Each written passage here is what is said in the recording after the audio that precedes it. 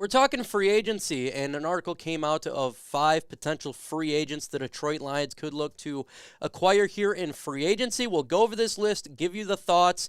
Is it likely? Is it unlikely? Is it just throwing names out there? Does the fit work? All of that lovely stuff. Get into it. Man, this offseason has gone quick. It felt like last year's offseason was long and drawn out. This one is going much faster because free agency is right around the corner, and then you got the NFL draft.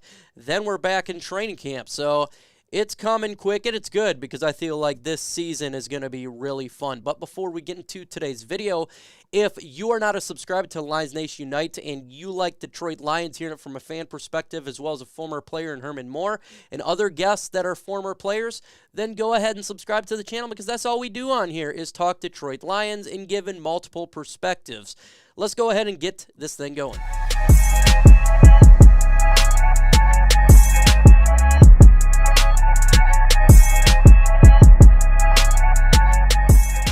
Like I said, we're going to go over some of these free agents that they put on here. There was the top 5 sneaky free agents from Clutch Point. Decent article. Wanted to give the thoughts on it because it's talking free agency, something that's relevant. And, where is the team going to look like? What is our roster going to look like? What are the changes that's going to be made? What are we going to bring on here? So, extremely relevant to what the time is. And we need to know this stuff. We need to know some of the players potentially coming in here, and wanted to give you my thoughts. So we're going to go over this bad boy, starting with the first player. It says here is a running back, Jamal Williams. This makes a lot of sense for Jamal Williams to come back to the Detroit Lions. First off, he is a running back that gave us 17 touchdowns. Getting touchdowns is important in this year's NFL. It doesn't matter if you're going from the 1-yard line. Getting in the end zone is difficult, and he is somebody that can do it. Secondly, he is a Dan Campbell type of guy. You never have to worry about this man's motivation to play. He's always going to give 110%. He is a locker room leader and a great person to have representing the Detroit Lions. Personality is fantastic. He is just a Detroit Lion that probably should come back most definitely. Now, is he the most valuable Detroit Lion? No, he's not. He's not the greatest free agent, but he embodies the Detroit Lion mentality. He does, and I think he'll come back with a cheap deal. It's not going to be extraordinarily high. First off, the running back market is always going to be down. Secondly, like I said, he's not a top guy any stretch of the imagination. Bring him back on a 2-year deal, I think makes a lot of sense. You come in here and continue to be a leader who does produce. It's not like he's some bum that doesn't produce at any level. Like you're not saying Michael Brockers is a bum or any stretch of the imagination, but he wasn't playing for half the year. Jamal Williams does play. He's a number 2 running back, and he gives those 2-3 hard yards that you need to get, and he brings everything to the Lions that you want in a player. So absolutely bring him back. I think he will be back as a Detroit Lion. No doubt about it. It's not going to be an insane contract. Perfect fit, perfect player. So this is definitely a +1 here from Clutch Point.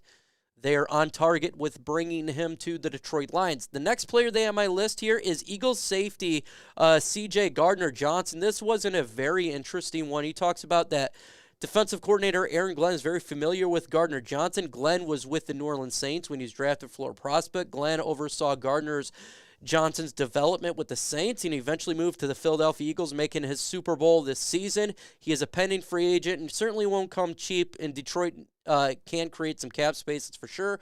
The Lions need safety position. Tracy Walker coming off an Achilles in 2023, and Elliott is an unrestricted free agent.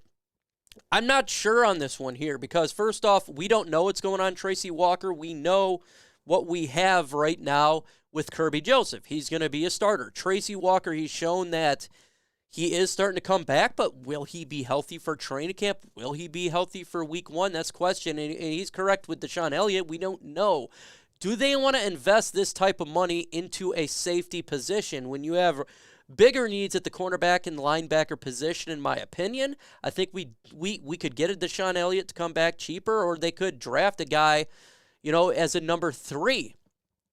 I'm not 100% thinking they're going to do this. Now, would they upgrade the safety position? Could they go this route? They absolutely could. We just don't know what's going on with Tracy Walker. I think that the safety position to me is one of the biggest question marks that we're not going to know till after the NFL draft, in all honesty, because there's too many question marks. I wouldn't be mad if they drafted one. I wouldn't be mad if they got Gardner Johnson. I just don't know if that's the route they're going to go. So I think this is less unlikely. Going a Gardner Johnson route, I think it's more likely to be someone that's a little less known, someone that you could get on a cheaper deal as a number 3. I think that is more likely. So I do think this is less likely. I'd give it a 40% chance that they would target someone as of a CJ Gardner Johnson. But he would absolutely be an upgrade. There's no doubt about it. But I'm just looking from a Lions perspective. Let me know in the comment section right now. Would you go ahead and target CJ Gardner Johnson for the Detroit Lions as a free agent upgrade at the safety position? Let me know your thoughts on this position. Let's continue on here with this article.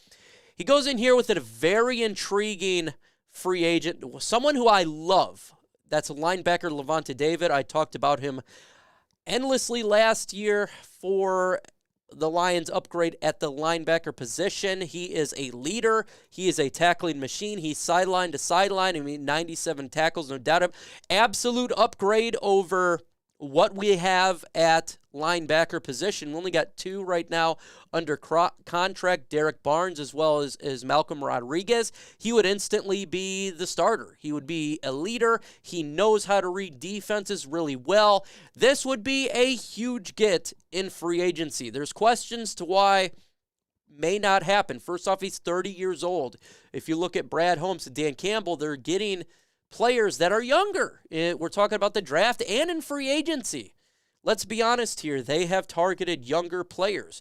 Will they want to get an all-pro like a Lavonte David? Personally, I'm all for it. I think it's important to get veterans that know the game, even if he's on the downswing. He's on the downswing is still not bad. I mean, he's a killer linebacker. It's going to cost you more because he is an absolute stud at linebacker. He is going to make this defense much better. So, look, I'm personally for it. I think it would be an absolute upgrade. I would love to have Lavonte David on this team.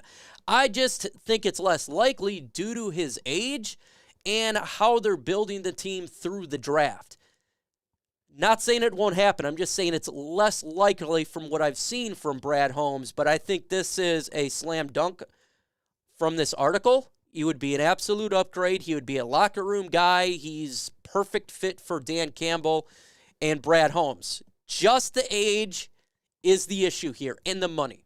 That would be the issue. But love the player, love the fit. He would be absolute stunning in the Honolulu blue and silver. I covet him last year. I covet him until he's out of the NFL. I think he's that good of a player on and off the field. Let's go to the number 4 player here. They got tight end Mike Gesicki.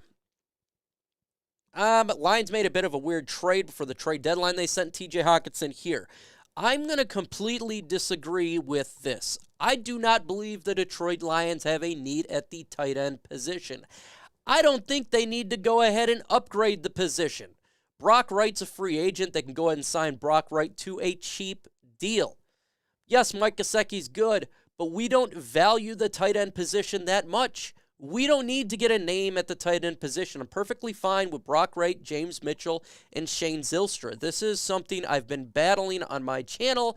I know a lot of Lions fans completely agree. I think the narrative in the mainstream is completely off from the narrative of reality here.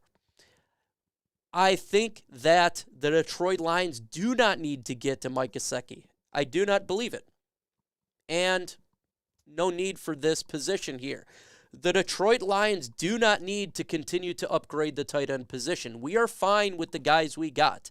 I trust Brock Wright. I trust Shane, and I trust James. I trust those guys to be our tight ends. We drafted James Mitchell last year. Use them.